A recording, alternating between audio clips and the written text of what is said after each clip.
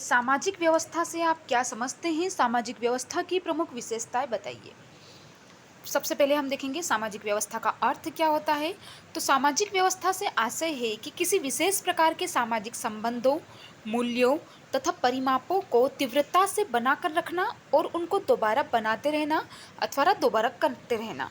विस्तृत शब्दों में सामाजिक व्यवस्था को दो तरीके से प्राप्त किया जा सकता है। पहला तरीका है समाज में सदस्य अपनी इच्छा से नियमों और मूल्यों के अनुसार कार्य करें, और दूसरा तरीका है कि लोगों को अलग अलग तरीकों से नियमों व मूल्यों को मानने के लिए बाध्य किया जाए।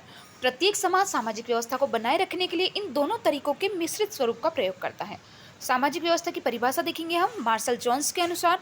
सामाजिक व्यवस्था वह स्थिति है जिसमें कि समाज की विभिन्न क्रियाशील इकाइयाँ आपस में तथा समाज के साथ एक अर्थपूर्ण ढंग से संबंधित होती है। फिर हम देखेंगे सामाजिक व्यवस्था की विशेषताएं। पहला पॉइंट है एकाधिकर्ता। एक से अधिक व्यक्तिकर्ता परस्पर अंतःक्रिया करके सामाजिक व्यवस्था को जन्म देते हैं। सेकंड पॉइंट है आदर्श लक्ष्य। यह अंतःक्रिया समाज द्वारा स्वीकृत उद्देश्य की पूर्ति में सहायक होती है। थर्ड है क्रमबद्धता। सामाजिक व्यवस्था की विभिन्न इकाइयाँ क्रमबद्ध रूप से परस्पर संबंधित होती है, इसमें एक पृथक संपूर्णता का निर्माण होता है। फोर्थ प्रकार्यात्मक संबंध।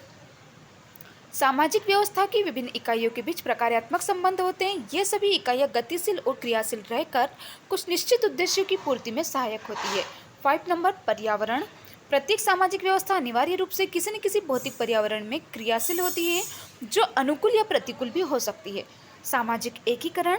सामाजिक व्यवस्था का मुख्य उद्देश्य व्यक्तियों को उनकी योग्यता और कुशलता के आधार पर अनेक श्रेणियों में बांटकर परिस्थिति और भूमिका का निर्धारण करना होता है।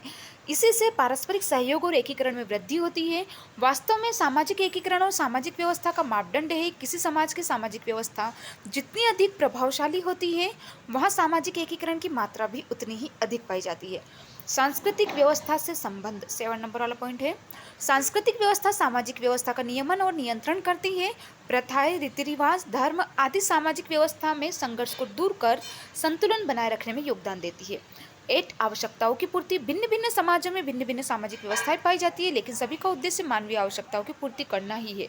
9 नंबर गतिशीलता।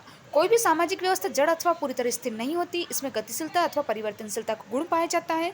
इसका तात्पर्य यह है कि समय की मांग के अनुसार सामाजिक व्यवस्था में इस तरह परिवर्तन होता रहता है जिसमें व्यक्तियों की आवश्यकताओं को पूरा करने के साथ ही उनकी अंतःक्रियाओं के संतुलन को बनाए रखा जा सके।